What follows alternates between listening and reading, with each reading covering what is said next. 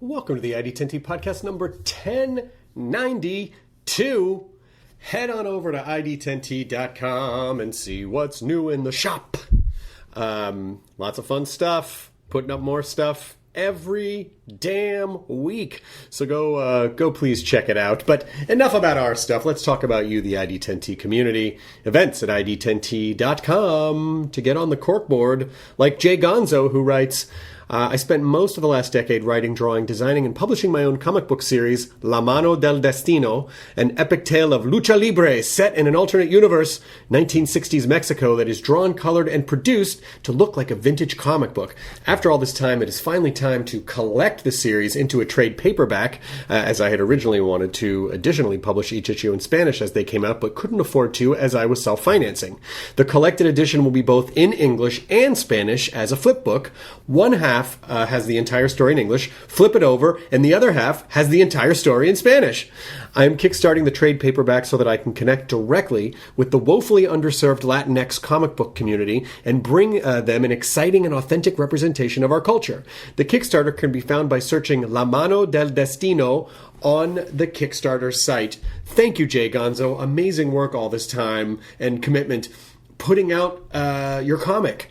And what an amazing idea to create a multilingual flip book. It's genius. So thank you so much for sharing. To anyone else, events at ID10T.com to get your thing mentioned on the corkboard. This episode is Erin Moriarty, who is on The Boys, which is an incredible show. If you're not watching it, it's amazing. My wife and I love it. Season 2 is going on right now. It's on Amazon Prime. You can watch it. You should watch it. It's really great. From the mind of Eric Kripke, who created Supernatural, The Boys is just a superb show. Everyone on the show is great. Erin plays Starlight, a.k.a. Annie, and she is fantastic on the show. And this was such a fun conversation. It's so fun to have guests on and discover that they're really into philosophy. So we kind of dovetailed into this great conversation about mindfulness and existentialism and meaning and all this wonderful stuff. But just a really, really, really fun chat. So much appreciation and respect to Erin Moriarty for being a phenomenal actor and for also being a brilliantly philosophical and incredibly nice human being. So here you go. This is the ID10T podcast number 1092 with the fantastic Erin Moriarty. Initiating ID10T protocol.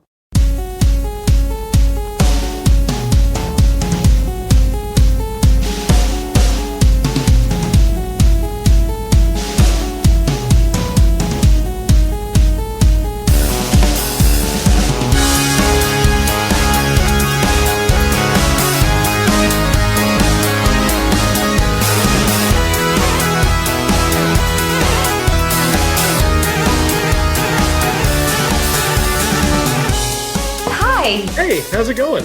I'm good. How are you doing? God, you have a much better lighting setup, and I've been doing this for so long, and I have literally the worst lighting setup you can have. Well, you're backlit. That's the problem. You're backlit, that's why. But yeah, you know what? I can still see you. Like, I played around with it before because I'm in front of a window right now. Yeah. But I've been doing so many Zoom meetings lately, and I've just been playing with my camera and its position because this is now the world that we're in and how we need to adjust. But I can still see you. It's not as bad as some of the Zoom meetings I've been doing. If I lean back, I'm in utter darkness.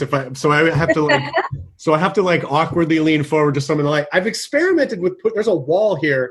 I've experimented with putting light like a weird vampire because I'm just totally watching. So yeah.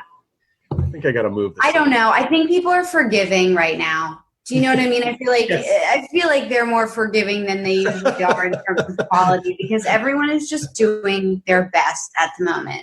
You're absolutely right. It's the little things that we get hung up on are like, no one cares what your lighting setup is. If they do, they're caring about the wrong things, you know? Yeah. Or there is that also, sometimes people can go into like this veil of denial because they don't want to think about the big ticket items. And so they just focus on really stupid things. Like my sandwich is cold. Like, okay, maybe you're being distracted Yes. because you cannot deal with everything else. Yeah. Yeah, exactly. So let me just first of all say, just because this is an audio podcast, your home is gorgeous. I see like a Spanish style, maybe late 1920s style Spanish, which is our house, even though you can't tell from this room. Yeah, no, that's exactly right. I think my building was built in the 1920s, and it's Spanish style, and I love them. Like, I'm originally from New York City, and when I came out to LA, all of the architecture that appealed to me most was the Spanish style houses and the buildings, and I just find them to be the most beautiful. And the last time I was looking for a condo, I looked at so many boxy ones that were modern and really nice, but they felt more like bachelor pads. They were a bit sterile. And then I walked into this place and it just had character. And I'm just really into anywhere that's got a bit of history and you can see it in the aesthetics. You know what I mean? And then you update it and customize it to your own liking. But I love old architecture and old places. Yeah, and in LA, this is about there is a stratum of Los Angeles that dates back to the late 1800s, but it's very small, and you really have to search for it. So a lot of LA architecture history really kind of starts in the 20s when it starts booming with the film industry and people start moving out to Los Angeles. So for us to be Los Angelinos, it's like, yeah, this is our history. But to any other part of the country saying like, my building is so old, it was built in like 28. They're like, okay. This is our history. So it's gorgeous. It's just a gorgeous place. Yeah. Do you watch a lot of renovation shows? Okay, so I feel like if I got into them, I would love them. The reason why I'm obsessed with architecture and interior design, because my mom works in interior design, and growing up, we're from New York City, and I grew up predominantly in this like big pre-war quintessential like Upper West Side apartment, and the way her style was beautiful and impeccable, and I try and kind of emulate her to the degree that I can, but she instilled in me this kind of obsession with interior design. And I also just feel like, as an actor, we have a lot of extended periods of dormant time. So a house to me is something that just, you can always have a project going on and a way to upgrade it and make it more yours. And so I would say for me, interior design has always played a role in my life and heart the way fashion does for some women, you know? Right.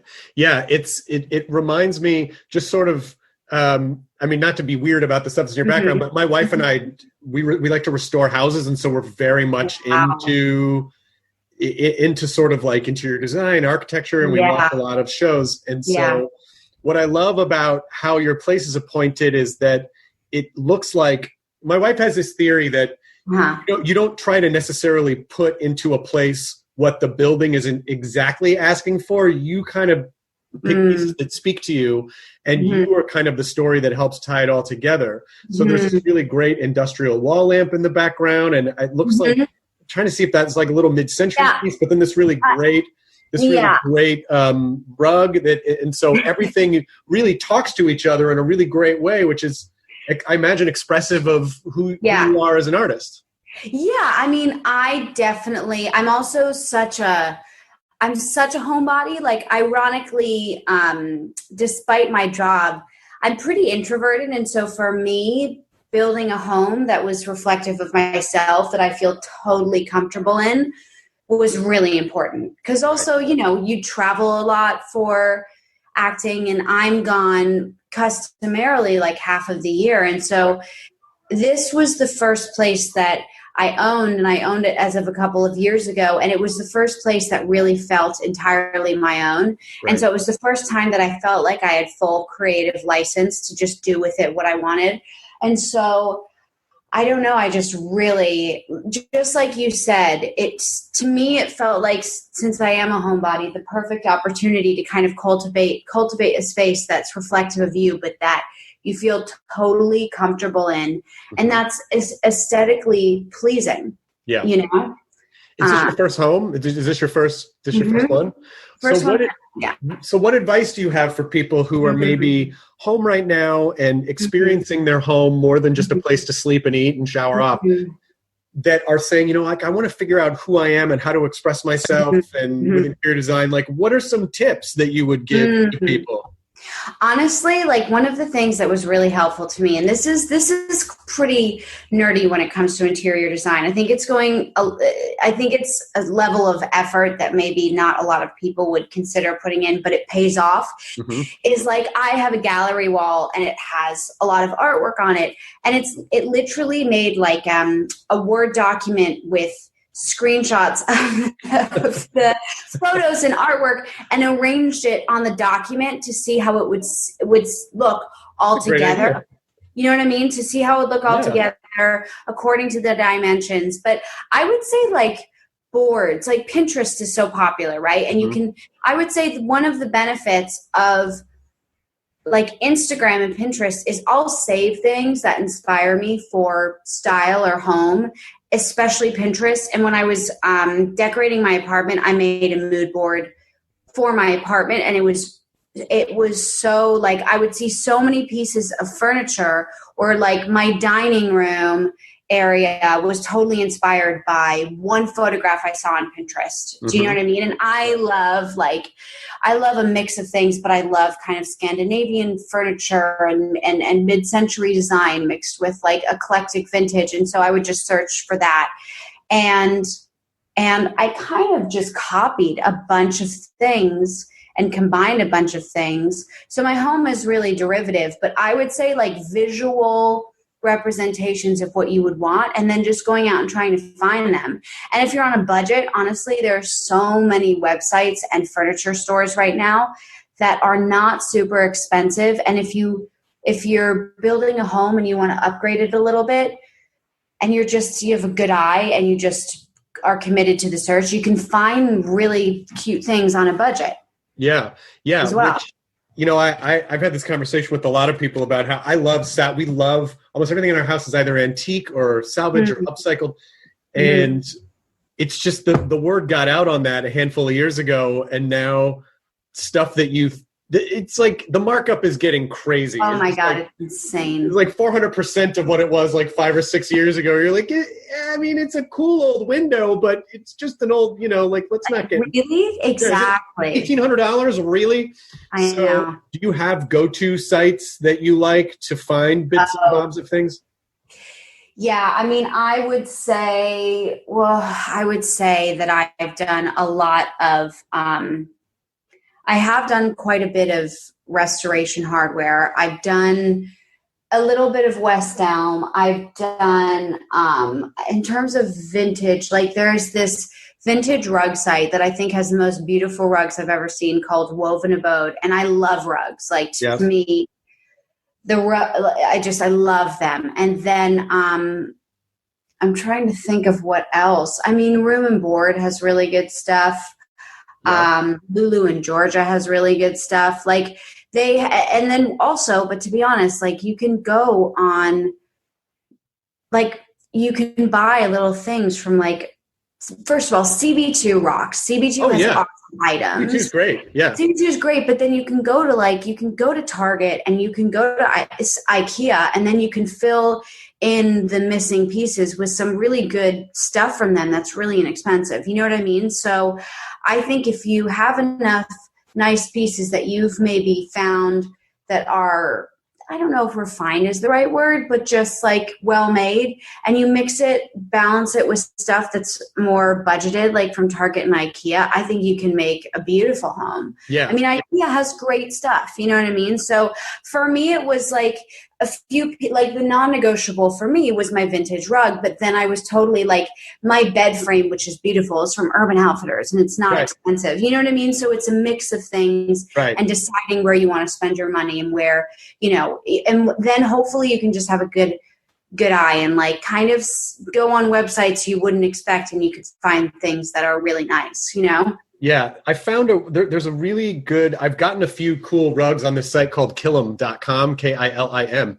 Oh yeah, I feel like I've heard of that. I mean, I got this great antique 10.5 foot runner for like, I don't know, it was like $600 or something. And if you saw that on Melrose or at one of the, it would be like $3,000 or $4,000. Thousands. Yeah. Yeah. No, I mean, this vintage rug was really expensive from a website that has beautiful rugs. But then the runner in my hallway is from Etsy, and it was nothing.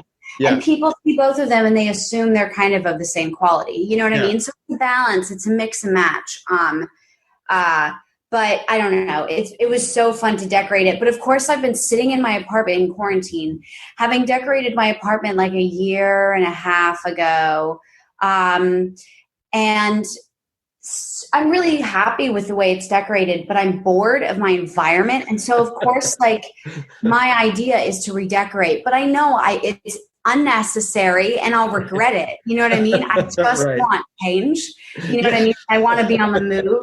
And so it's just funny the way that like I think we're forced to be so still right now. And it's funny how I don't know what the anxiety of that can manifest. You know, like I would love to redecorate the home that I've worked so hard on and I love the decorations for, but I still want to refurnish it. Well, yeah, especially because so many of us are so used to, it doesn't make sense. We live through doing rather than living through being, right? So it's very difficult to sit still. Mm-hmm. And when you don't have anything to do, you start feeling like, do I even exist? Because do I exist if I'm not doing something? I know. And so it feels like one of the great lessons of this, and there are many, one of them is like, how do we sit with ourselves? And how do we be okay just being and not having to like, I got to do shit, you know, like how do we do that? Yeah, I would say for me, from the beginning, that's been the most confronting thing because this all started. And in the beginning, like a lot of other people, you know, I leaned into it and I embraced the stillness of it. But that became old kind of quickly. And it was really confronting for me to realize how much I define myself in what am I doing? What's the level of my productivity instead of just being? And I feel like when you're doing, you're often relying on so many external factors to validate you. Right. And I wasn't aware of how much I was doing that. And then this all went down and, you know, like the entertainment industry, it really shut down to a certain extent. And there were certain things still happening, but I've never been more still. And the things that came up in terms of like confronting yourself, how much do I rely on these external forces to define myself? How much do I wrap my identity around doing and being productive instead of just being able to be? And I just think that has been a universal issue for myself and a lot of people I know, but it's a luxury issue to contemplate because when you consider the state of the world right now and how people are being affected, do you know what I mean? Yes. Just the mere ability to ruminate over things and get introspective. I recognize the privilege of that. Understood. Yes, but it's definitely been confronting. My wife and I, our favorite show of the past year was The Boys. Was it? Yeah, like two of our big shows were What We Do in the Shadows and The Boys, and Rick and Morty, and then a bunch of design and investigation discovery shows. But I've known Eric Kripke for 25 years. When we were basically kids, I was in this low-budget movie, and he was the first AD, and we've been friends since like 1994. Wow. And now like watching like, oh, Eric is one of the most accomplished showrunner creators in television. It's so wonderful because I love the guy. I've just known him for so long. He's such a good dude, and it's so funny though because he'll tell us this story about how he's told me this more than once about how he once got hired like years and years ago to be a first AD on a job, and he had no idea what the fuck he was doing. So I wonder if that was it. I'm sure that was it. He talks about it to this day. Yeah, I had lunch with him about, I don't know, a handful of months before quarantine, maybe the end of last year, beginning of this year. And it was just so funny to sort of like how did we get here? Like, where did time go? It was just one of those things. But I have a tremendous amount of respect for him because he said something that I've not heard often in this business, which is, rather than like try to build an empire where he's overseeing a bunch of, he goes, you know what? I just like the intimacy of focusing on one show. It allows me to have balance with my family. I get to hang out with my kids. I don't have to stress. And I was like, that is an incredibly enlightened and very mentally healthy approach for a business that is not common in. Yeah, and listen, the actors on The Boys reap the benefits of that, because I don't know.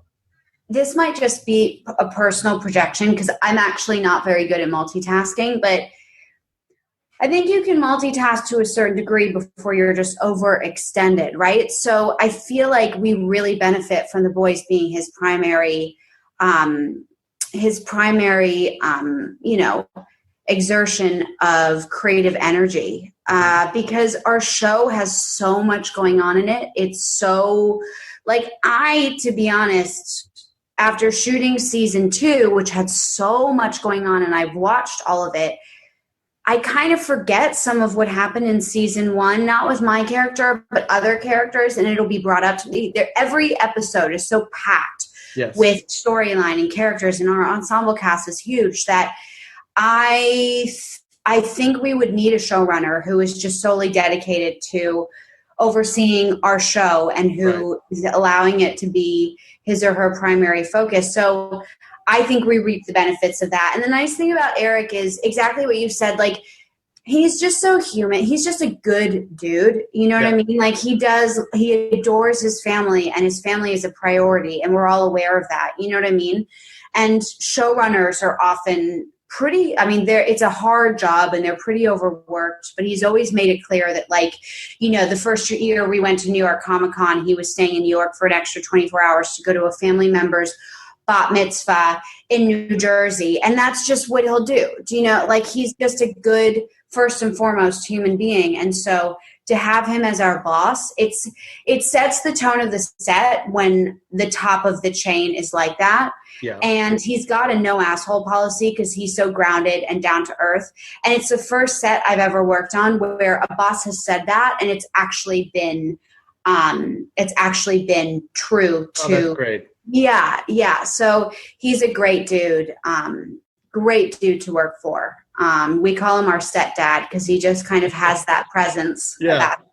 And he's really funny too. He's just a funny, warm guy. But sort of what you were saying about him just focusing on this one show, it sort of makes me think about your design philosophy where when you have the ability to focus on details and really think everything through, The Boys really is a show of moments that like I want to be careful because I don't want to spoil anything. So I don't want to talk about specific story points because if someone's listening, I don't want them to go, oh shit, I'm not caught up. Anyone should go watch the show immediately. But in the first episode, something very dramatic happens like right away with Jack White's character that you're like, oh fuck. And it really sets the tone. And it reminds me of that experience of watching Breaking Bad. Where oh my God. You watch the show and all of a sudden you're like, what the fuck just happened? Totally. And you have to like hold the hand of the person next to you because you can't. It's stressful and amazing and crazy. And The Boys has that all the way throughout the series nonstop. Oh yeah. No, we definitely have shock. We're not subtle with our shock value and how it's kind of present every single episode. But yeah, I mean, I like that because, we have so much content that's out on Netflix and Amazon Prime and so many TV shows, and they're all so good that I can get overwhelmed sometimes. So when I choose a show to watch, like Breaking Bad, which is still to this day like one of my number ones, and a show has that beginning surprise element to it. Yeah, I just love it because I know I'm in for something that maybe I haven't seen before, and we've just seen so much at this point. So that's why when I read the pilot script for The Boys, it's like part of the fallacy of being an actor.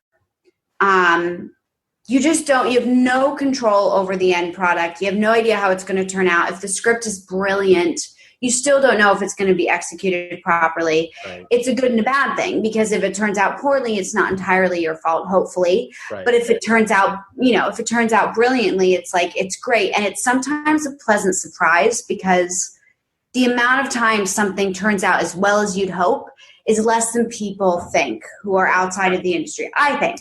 So I read the first pilot of The Boys, and I thought, no matter what happens with this show, it's going to be so fun to film, and it's going to be fucking bold. Like, you know what I mean? I have never, within the first 3 scripts of a season of a show, read, and this is like a tiny spoiler, but not as big as the one about Jack Quaid and what he goes through, but with Fatal Cunnilingus, where this girl is sitting on this guy's face and she squishes him to death. You know what I mean? And I was like, bare minimum, it's just going to be... Great name for a band, by the way. That is a great name for a band. Fatal Cunnilingus. Fatal Cunnilingus, performing at Spaceland. I was like, I just don't, like, I don't even care. And then it was great that people, it was received well and people liked it, but I was like, this show is so fun to do. I just I let go, and I was like, I don't even care at this point. This is so wild, and every episode holds so much, I don't know, there's so much surprise and shock that it's just like, to see what comes out of Eric Kripke's brain is a delight, and to happen to be able to act in it is just fun, Yeah, and again, without going too much into detail, the show really does a good job of being a pretty interesting, great commentary on our obsession with social media culture and our obsession with celebrity and what that means. And the show is just a really fun ride, and I hope it goes on. I really hope it goes on for a lot of seasons. You're great in the show, and it really is just, I didn't know what to expect. I just knew Eric had done the show, and I said to my wife, like, oh, my friend Eric, he created Supernatural. He's got this new show. There was signage for it all over Comic-Con last year. Yeah. And within 5 minutes, we were like, Jesus Christ, this is amazing. and we binged, we watched them all immediately. So do you, because also, if you're lucky enough to work for a long time, sometimes, like you said, you work on things you can't control the outcome. And yes. Oh, what are you working on? Oh, I'm working on this thing, but I don't know if it's something. But to work on something that you're proud of and you can't wait to talk about is a real gift in this business. Yeah, it is. And then for it to be an ongoing thing, you know what I mean? Because prior to this, I'd done a little television, but mostly movies and mostly indies. So they were really short shoots. You invest yourself in them for a very small, finite amount of time, and then you let it go. If they do well, great. If they don't, it is what it is. It teaches you to kind of just be present with the shooting experience. But for this to kind of catalyze any excitement and positivity in the reception, and then be able to go back to work is just an unprecedented experience for me. And it's very cool. And it incentivizes all of us to go back and with season 2, which there can be pressure with. It's like the difficult second album, right? And I think Eric felt that, and we all felt that. And with season 2, I think Eric was just incentivized to top his game, and I think he did do that, I think luckily. So, but it's just cool. It just motivates you to go back to work and keep working hard on all of our characters and add to their nuances with each season as we're able to live in their shoes a little bit more and be able to take their history into account because we've played it on screen. And and the people on that set are really wonderful people. So it's just been overall a really unprecedented experience for me. And the ride so far has been really great. And, I feel like an audience member when I get each script, and each script has just the craziest shit in it. Every script has a shock value moment. And it's just fun, whether I get to be in it or I get to observe my coworkers doing it. It's just I have had many moments when I've looked over to my coworkers on set and we're like, I cannot believe that this is our job. Like, we get paid for this, you know? Yeah, because it's, it's so interesting because it is about superheroes, but it's also not at the same time. And the superhero part is almost incidental to the sort of commentary of the show. And whereas a traditional superhero show, like the powers are sort of demonstrative. It's like, oh, look, Superman can shoot laser, he can do that. But with this, the powers create this complex level of added responsibility to the characters and also add to the shock value. Like, they drive the momentum of the story at the same time in a way that's really unique. I mean, the show is really a triumph. Do you, when you went to Comic-Con last year, had the show aired yet, or was it about to air? So it hadn't aired yet. It was literally about to air, so it was a really fun experience. But simultaneously, we were also shooting season 2 at the time, right? We had gone and picked up for season 2 prior to season 1's release. So Comic-Con was really fun. I think because it was a graphic novel, before it was a show, we already had a pre-established fan base. So we went there, and there was already a level of enthusiasm, and there were a lot of fans. But it wasn't out. So we had all the hopes in the world, but you just never know what to expect. And so I remember being there, and it was really celebratory. It was really fun. We were all soaking it up. But the show wasn't coming out for about a week. Okay. And we were in the middle of shooting season 2, and I just thought, God, maybe just because quality doesn't always correlate with success, and I believed in the quality of our show, but it's really like it pushes the envelope. It's a little bit, it's very irreverent. So I didn't know if that would translate to it being received well. But I remember being at Comic-Con and thinking, this is so fun. This is either going to be like the kickoff to a really awesome ride, or it's going to be the moment where we just all have to soak this up and our time here together and be grateful that we even have this experience, because I also was thinking, well, if the show comes out and we're in the middle of filming season 2 and it's not received well, the rest of filming season 2 is going to be the most awkward, weird experience in the world. And then it came out, and then it did well, and the rest of season 2 was awesome, and it was overwhelming because we were going to set every day in Toronto, and we were all together when it came out and did well. So that was really fun. But Comic-Con was a really fun experience, but also I'm so suspicious of being, I don't know, of the potential success of something. I think you're conditioned as an actor, if you work more and more, to just keep expectations totally at bay. So we were celebrating and we had fans there, but it wasn't out. And I couldn't get over that. I needed for it to come out and prove to me that it would do relatively well before I felt fully celebratory. But luckily that gratifying moment came. But Comic-Con was really fun. And I gotta be honest, like I'm bummed that of course we can't be there this year. It would it's impossible. Yeah. But I missed it. I missed that experience of like-minded people who are just nerding out together, being in the same place and just having a blast. I really missed it. You also would have seen a lot of Starlight cosplay too. Yeah. And that would have blown your mind, because I've witnessed that before when someone starts on a show and then all of a sudden it starts to tip and become a thing, and they're like, oh my God, that person's dressed, and then they just love they marvel at the detail, and then watching them go up and nerd out with the fan and go, oh my God, your cosplay's amazing. It's exactly what my character is. I mean, that type of connection, it's just what Comic-Con is all about. But, we will get back there someday, but it couldn't happen this year. Yeah. Do you, when you're filming, you have you sort of talk about like creating your home space. Do you have a ritual, or do you have some things that you bring with you to try to homify your away space? Or do you is it just a temporary place to sleep?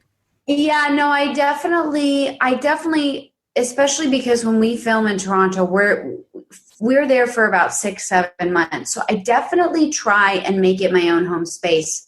If it were more temporary, I think I would bring things from home, but it's when I get there, I have my little things and they're really trivial, but they're the little things that that keep me sort of grounded on a day-to-day basis. And they're kind of silly. It's like, there is a specific incense. They sell it in Toronto. I buy that. I buy the foods I love in Canada. I cook a lot at home. I buy anything that doesn't I buy a Chemex because most places don't have the coffee supplies that I want. But mostly for me, and it was interesting because last year I had just gotten a puppy before we went off to film season 2. Yep. And I was kind of terrified because when you have all the time in the world, having a puppy is great. They give you purpose. They're adorable. I mean, obviously it's hard work as well, but I had only had my puppy so far during a period of not working. So I thought this is either going to be amazing or it's going to be really difficult because our schedule is pretty intense. Yeah. But what I noticed when I brought my dog with me is that having a dog and traveling around with them, especially when you move to a new city for 6 months, where I was living immediately felt like home just because I had him there. It was the most grounding sort of ritual or addition I could have had in my home. And I was relieved because we have these very long days on set, and I would think, oh, maybe I'm not going to want to come home and walk the dog. I just usually want to just crash. But coming home and having the dog to come home to kind of take my mind off of the day's work and shed that day of work and be able to unwind and have him make it feel like home. That to me was the most impactful, truly. That's great. I know we got a puppy a month before quarantine. Oh, wow. But he's a very large dog, and he's going to. And my favorite part of the day is my wife and I will kind of walk him just before sunset, and it's just so meditative, and he loves it. And there's so many smells for him, and we're walking outside together, and it's, it really does. It really is like soul healing to sort of feel like. Yes.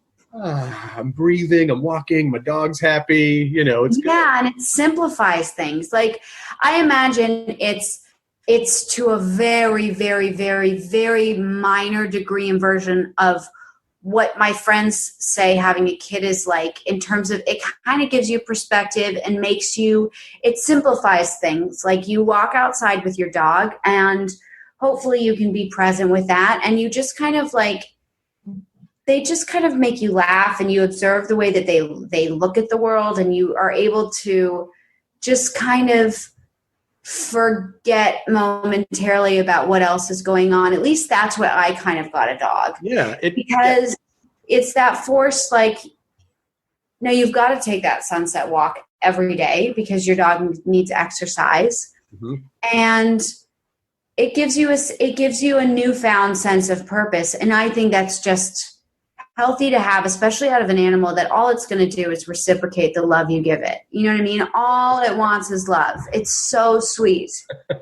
And also and much in the same way, like the comparison to having kids, at least this part is, I think there's definitely the connection of, it gets you out of your head and it gets you out of focusing on yourself. And it's so easy, not just in this business, but with our sort of social media obsessed culture. Yes. We're always, and the news that's being delivered to us is about stuff we already like. And it's like the music, it knows we already like. So we're so much all the time. And it's so refreshing to be like, oh yeah. This is another being that I need to focus on. And I'm not thinking about myself, and that's good.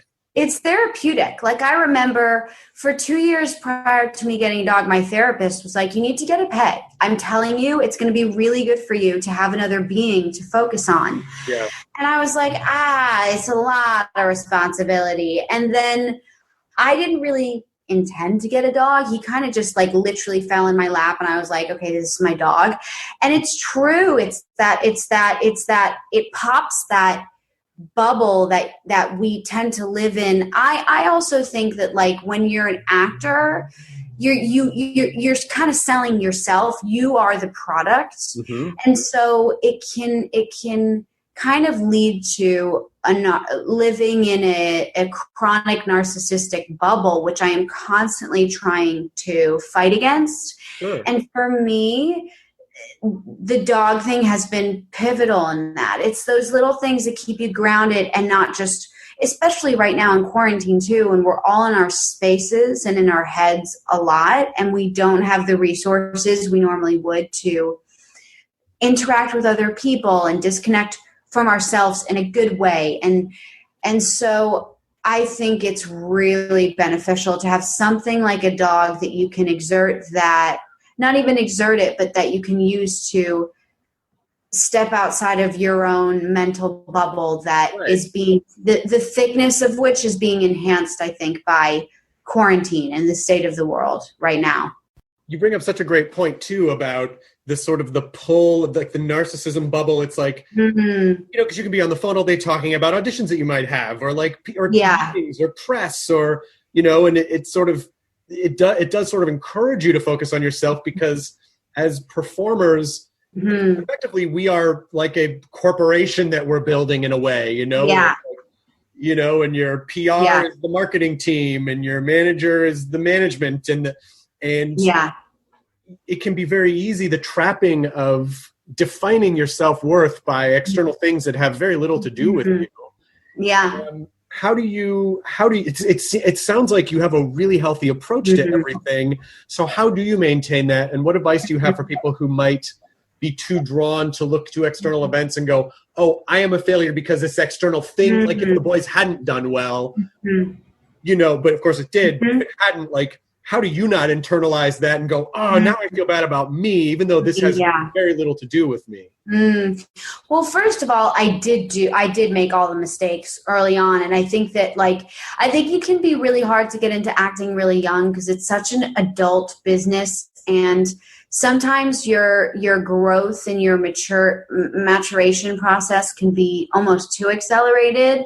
But one of the benefits of starting young, because my first job was when I was 15, but I really didn't start working consistently until I was like 17, 18, is that I did make all of those mistakes early on, but I wasn't immune to them. You know what I mean? I wasn't immune to taking things very personally. And I think most people I know who have gotten to the point of maybe perhaps taking things less personally and being able to let them go and less reliant on those external factors to identify you, they also went through the period of making those mistakes, taking things way too personally, and eventually it just becomes kind of exhausting. And for me, it was like, I couldn't stay in this industry and in this job if I kept up with those mental patterns of blaming myself for everything. But it was hard. It took a while.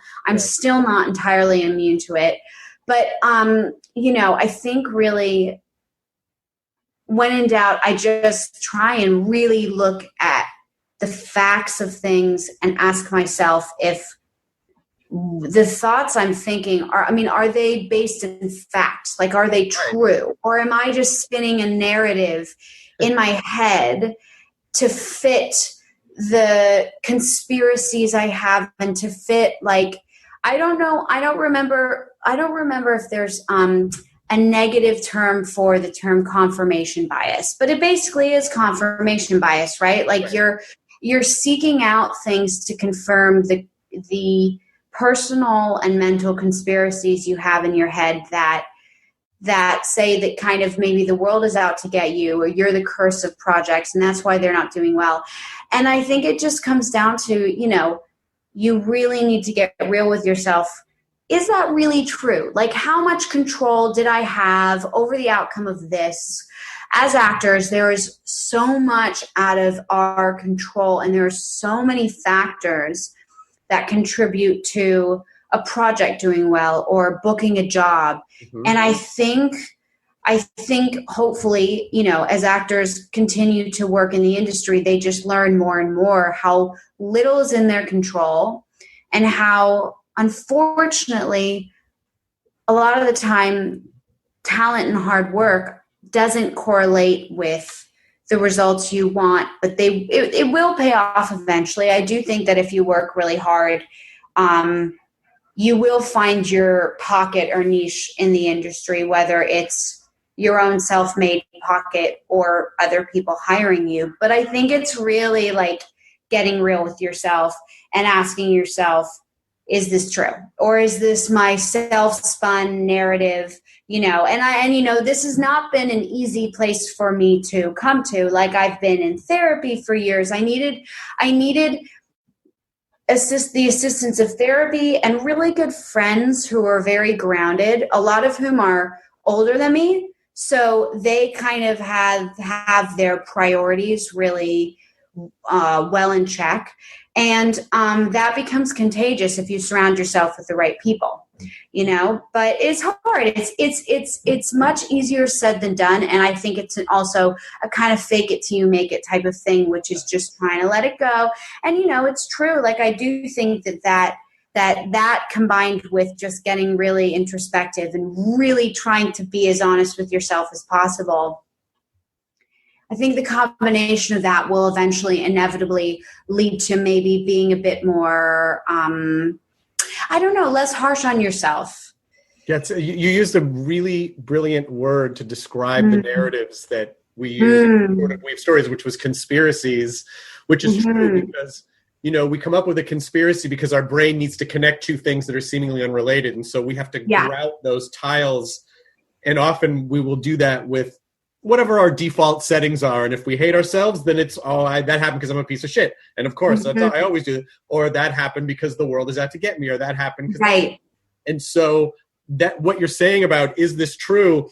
I read, I don't know, it might have been on like the mindfulness subreddit or something, but it was about one way that someone found to combat that very thing you're talking about was to ask the question, who told me this? Right. It's like if you go, oh, well, this probably didn't work out because that person, like, who told you that? Well, no one actually told me that. Okay, well, then you don't know if it's true. And that helped kind of dissipate, that kind of rabbit hole of that shame spiral and that self-loathing spiral. Because if you can't confirm in your head, like, oh, yeah, no one told me that. Right. Sometimes help break that pattern. Yeah, exactly. Very often there's no evidence to support some of the mental and personal conspiracies we have floating around our head that we think, in terms of the world being working against us, but also in terms of our placement in the world and in the business, and telling ourselves that this keeps happening to me because I am, the industry is very triggering of insecurities, right? So I think whatever your insecurity is, it's similar to like when you don't get a job or when you get broken up with. You're like, okay, they broke up with me because of this, which isn't necessarily true, but you project because it's so triggering of insecurities. Yeah. So I think you just have to get good at kind of recognizing what your insecurities are, what your triggers are. And just, there's this teacher who I've listened to a lot in interviews, but she's a writer and I think that her books would be deemed kind of in the self-help category, but her name's Byron Katie. Mm-hmm. And her main thing is that she talks to her clients a lot about, and she talks a lot about in interviews, is just the simple act of asking yourself, can I really say that this is true? Do I have the evidence and facts to back this up? And I think more often than not, especially with the mind games we play with ourselves and how negative we can be and harsh on ourselves, we usually don't have evidence to support those thoughts, No, not at all. And it's, I saw, I just happened upon this YouTube clip. It was Eckhart Tolle, who basically just sits on stage like Yoda and just and he said something that was so impactful to me about, he said, well, I'm not going to attempt to do his accent, but he said, thoughts are entities. Yes. And they feed on your attention, and that's what they do. So when you have a thought and you give it a little bit of attention, it gobbles a little bit and it gets big. I'm paraphrasing. It gets bigger and bigger. And then before you know it, this one little thought turns into, oh, my life is worthless and I can't, because it gets bigger and grows. And so that's where the mindfulness comes in, of sort of acknowledging like, okay, I'm having this thought. You don't have to pay attention to it. Exactly. And it will move on. And it just even thinking about thoughts as their own individual entity and need to survive, a survival instinct on their own, was paradigm shifting for me because it makes all the sense in the world. Yeah. And it's, Eckhart Tolle talks about this a lot.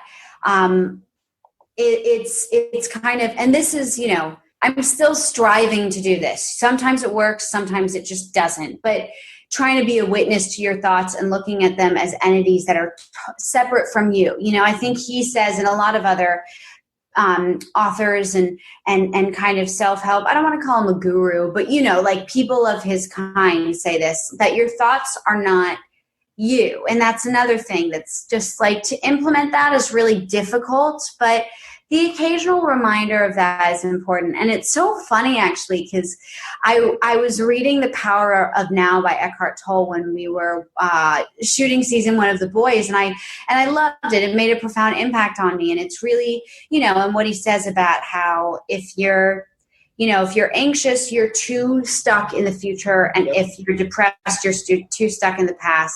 And that rang so true for me. And I was reading his book, and it was really enhancing my ability to be present. And it was really, kind of the way, like, I don't know, meditation or antidepressants can elevate your spirits. That's how much this book did while I was reading it. And to the degree that it for a moment, I had to drop the book until I finished filming because it hindered my acting a little bit, which might be just very individual to me, but it made me so kind of at peace with the present. And especially towards the end of season 1, I had to be crying a lot. Okay. And and I've never had trouble doing this. I was having trouble crying on set because I had Eckhart Tolle in my head saying, well, you need to ask yourself, is there anything wrong right now? Is there anything wrong? And if there's anything wrong... Don't get healthy yet. Don't get healthy yet. I need to be a little broken to do this. Totally. Yes. And it was like, he says, if there's something wrong and you can control it, fix it. If you can't fix it, embrace it. And I was like, fuck, Eckhart. You're helping me too much. He was talking to me in my head, and I had to cry, and I couldn't get there because I just felt so at peace. So it's a testament to the book. And I tell people, who, let's say they want to do a digital detox, they want to be present, or they just want an overall, like, I don't know, spiritual car wash. I say, read that book. But it was just so funny because it was so powerful to me that it literally hindered my ability to cry on set. That's so interesting. It made me feel so at peace for a moment. That's great. I mean, it's that great thing. And I wonder about this a lot of time too, where I think like, oh, if I felt, if I were less ambitious, if I were more fulfilled, if I become more fulfilled, or I am more fulfilled, and then I don't work as hard, then I don't achieve as much. And then a lot of times I would just sort of stop there. Yeah. And, now I go, well, yeah, but isn't the goal to be happy? It's like, it's not to chase happiness like it's some kind of a drug. Right. The idea is to be happy in the moment. And if you don't need to do all that other stuff, but you lead a happy and balanced life, and you're happy, and your significant other is happy and healthy, and what else truly stuff is fun to do. It's fun to work. It's fun to, but to do it because it's joyful, and not because you're trying to fill a hole, or not because you to define you because you have a low self-esteem and you want to be, and that's it's just such an interesting, the more you focus on the actual present, like you're saying, it's like a lot of the other stuff just falls away. And it's like, I think this is how we were meant to feel. I think so. And it's really hard to be present and not be, I think if you have that ambition in you, you're always going to have it to a certain extent, I believe. I don't think you can totally, I mean, and I think it's a good thing. I think you can balance, hopefully, that's what I'm trying to do, balance, being present with ambitions so that they kind of are able to exist simultaneously, so that you're fulfilled, but you're motivated to work. But that balance is really hard to strike, because because, I kind of just will read literature like The Power of Now by Eckhart Tolle, or I'll try to have those really healthy thoughts. And some days it works, some days it doesn't. Some days I am just thinking about the future and what's next. But I think the more you just kind of consume that type of literature, or just listen to podcasts that involve people who kind of speak that way, through osmosis, you start to maybe perhaps be able to practice it a little bit more. Mm-hmm. But the balance is hard to strike, especially if you're an innately ambitious person. It's hard, it's hard to kick that constant kind of obsession with the future, which I still have. And I have now more than ever, because quarantine's kind of uncomfortable and actors aren't working as much. And like, I'm not working till January. And I hate this feeling of being in quarantine. And I've never felt this way, where I just want to fast forward my life to January. Right. And I hate that. And I am trying my best to kind of fight against that and be present. But right now it's better to practice that than any time before, because so many of us are uncomfortable with staying present given what's going on in the world and given the dormancy of things, because you're lucky because you can talk to people and people are home, and a lot of us are able to tap into creative outlets we normally can't. But at the same time, like, I'm desperate to be back on set. Sure. I'm desperate for life to resume. So I am struggling with the presence thing now, but I think awareness and acknowledgement of the need for it in your life is the first step, right? And then.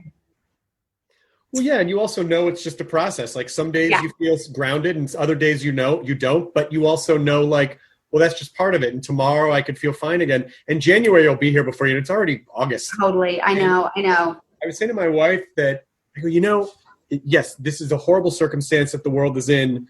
The mm-hmm. little gift of it has been, we've gotten to spend all this time together that we never would have. We would have been running around a million directions. And that's been so wonderful. And I know that when the world resumes, and it will, and we all get busy again, I know that there will be times when I go, I really loved those days where we just watched movies all day and we're very fortunate that we're able to do this, and I understand it well. But, I just miss the simplicity of hanging out with my wife and walking the dog. I just, and I think those are the life moments that you really remember more than the ambition moments, which burn away like rocket fuel. It's like, ambition's neutral, but if you let it consume you, then it's just like, it's never enough. No thing is ever enough. Totally. And I think that's what quarantine has taught a lot of people, especially myself, which is that, like, okay, without work and productivity and just doing, who am I? And in reality, it really is just about, at least for me, and I think a lot of people have had the same revelation who I've spoken to in terms of some close friends of mine, it really is just about the friendships and relationships. And that's been subtracted from our lives during this time. We're able to FaceTime, we're able to, and I've done some outdoor safe hangouts with people, and I have not been totally alone throughout this, but the subtraction of that has meant more to me than the subtraction of work. And it just kind of made me realize, it kind of clarified priorities, and that in a really accelerated way. Like, when life becomes simple and you're just home every day and there's nothing to do, what are the most important things? And I think for most of us, I would say a lot of people kind of get to this point. I think that's why people have families, and I think that's why, but it's about the relationships. Like, it's about, the romantic and the platonic ones. And that has definitely been it's been a nice revelation to have, because at 26, I'm kind of in the limbo period between still being, feeling like I'm too young to have a family, but that is floating like around eventually. But I have friends here who are like my chosen family, and I have a dude, and those are kind of where those matter more than showing up to set. Yeah. And quarantine has clarified that. And that's been really, it's been a really dark period, but there are certainly the benefits that have been most common that I've been hearing about are A, the clarification of priorities that people get from this time of stillness, and B, like families being together for the first time in years. Like I was talking to a friend who is having dinner with his college-age kids every night for like 4 months, and he's never done that in his entire life, It's so funny to hear that. It's like, I said to Lydia, like, I don't think I haven't eaten home this much since like high school, Yeah. Like, and it's great. Like there's, I understand this sort of like mealtime, and you feed the dog, and now we're eating, and we're kind of catching up, and we're, it's about the connection. And you remember anytime you've ever taken a trip with friends or had a really great hangout with friends, that feeds you so much more than like that time I almost killed myself getting to a thing across the country. Totally. To work, So yeah. It's just balance. Everything's balance. I know it's like some ambition's good, but to be consumed isn't great. Do you have, are there any, besides interior design, are there particular hobbies that you have? Are there other things that you've cultivated during this that you had never really had time to focus on before? What I've been doing a lot throughout, so because I grew up in New York City and I was often, like, I've always spent time in urban environments, I started doing, and because we can't really travel at all safely during quarantine, which I travel a lot, like for work, but also for pleasure. Yeah. I started to camp a lot during quarantine and go up to like Northern California and just figure out kind of creative ways to get out of LA and take weekends or weeks away. And I gotta be honest, like I had never, like I'm a New York City kid, and I love nature, always have, but camping I had never done before. And one of my best friends got a camper van, and so we've been going up religiously all the time to Northern California and hiking, and he surfs, and we'll go to Big Sur. And so that has been really, really nice. Yeah. And has been, because we're camping, you're able to do it under very safe circumstances. Yes. And it's been really essential because being in my apartment for too long and not being able to get away at least a little bit can kind of shrink my perspective. So that's been great. So I've taking up camping, and also like learning about how self-sufficient we are when we're able to go camping or go camper vanning is really fun. So I've done that. Like I've just been cooking loads, which is the cliche of, I haven't done the sourdough kit, so I don't fall totally into the cliche of quarantine. And then I just it's just been, to be honest with you, like a lot of time spent with my dog, a lot of time spent reading, which I normally do, but this is just like reading, taking an afternoon to just read is foreign to me. Unless it's like a weekend, I don't do that anymore. So I think I've read about 5 books so far in quarantine, and just watching old movies that I'd never watched before. When I would tell people I hadn't seen them, I would get gasps in the room. So I kind of took it upon myself to watch some movies. And it's funny because I watched so many movies from like 60s, 70s, 80s, which I think are like the best eras for filmmaking. And then I filled my quota, and then I just started watching mindless things. But lots of old movies, lots of camping, lots of cooking. I wish I was one of those people who had taken up a new language, but I'm not. I haven't done the Rosetta Stone yet.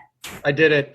You did it? I did it. I did it before. I was doing it before quarantine because we went to Italy in 2019, and I studied Italian in college. So I'm like, I'll pick it up again, and we have some, and so I did. I did, and then I thought I was doing great. And then we just watched an Italian horror series on Netflix called Curon, Curon, and And I was like, I had to read all the fucking subtitles, and I was so discouraged. I'm like, because it's, you know, when people start talking natively, they don't speak like so they fast. speak in Rosetta. They speak colloquially. Yeah. And every region is a little bit different. And I would pick up stuff and then go, God, I've been doing this for like 2 years. Why didn't I? I know. That's what happened to me. Like when I was, because I got to the point, unfortunately, I'm definitely not still there, but I got to the point of being nearly fluent in Spanish. But then I would go to Spain, where I went a few times, and people would just converse, and they're just so fast and so effortless. And it was such a bummer, because like you said, when you're in class, it's just different. It's the way you speak and you think you're doing so well. And then it just means when we can, you've got to go back to Italy and spend some time. I would love to at some point. I really would. I did try to experiment with a little brain hack, which is when someone's speaking to you or when you're speaking, it's coming from a different part of your brain than when you speak natively, because you just associate words with things in your own language. So I started trying to imagine that Italian words were synonyms for objects. Right. Interesting. And clearly it didn't work. The people that I know who are like truly, truly bilingual, my mom included, like she lived in Paris for a little bit. She speaks French. I find that like you either need to grow up with the language or visit a native country for the language a lot. And just live there for a bit. Yeah. I mean, was your visit to Italy, did it catalyze the desire to like go back? Oh, totally. Yeah. Because we were only there 3 weeks. We were there for 2 weeks and we went to Paris and we went to London. But but there was so much of Italy that we didn't get to see. Yeah. And it's regionally, it's also different. And yeah, we're dying. It's so beautiful. It's incredible. It's so beautiful. Yeah. Yeah, I know. I mean, it will be nice when, you know, things get better. Things like going on a trip to Italy are going to seem even more magical. Like just the little things that we used to be able to do. No, at least momentarily, we will not be able to take them for granted. Sitting inside a cafe right now, and that's a funny thing about priorities. It's like, you know, oh my God, I wish we could go to Italy. Well, let me shrink this down. I wish I could just go to that cafe I had breakfast at every morning. We can't go there now. Yes. You know? And so totally. Does change change your perspective, but I don't want to take up too much of your time as we're wrapping this out. You know, what do you without obviously with this business, it's good to be present. Like some planning is good to sort of look at some. Are there other types of things that you want to do? Do you want to produce? Do you want to direct? Are you writing? Is there anything else? Or are you pretty firmly, because you're gonna act as long as you want to. You're great in the DeLorean movie, by the way, too. Oh, thanks. Yeah, I love that. So is there anything else? Is there a longer term career trajectory that you would like to branch into? Yeah, you know what?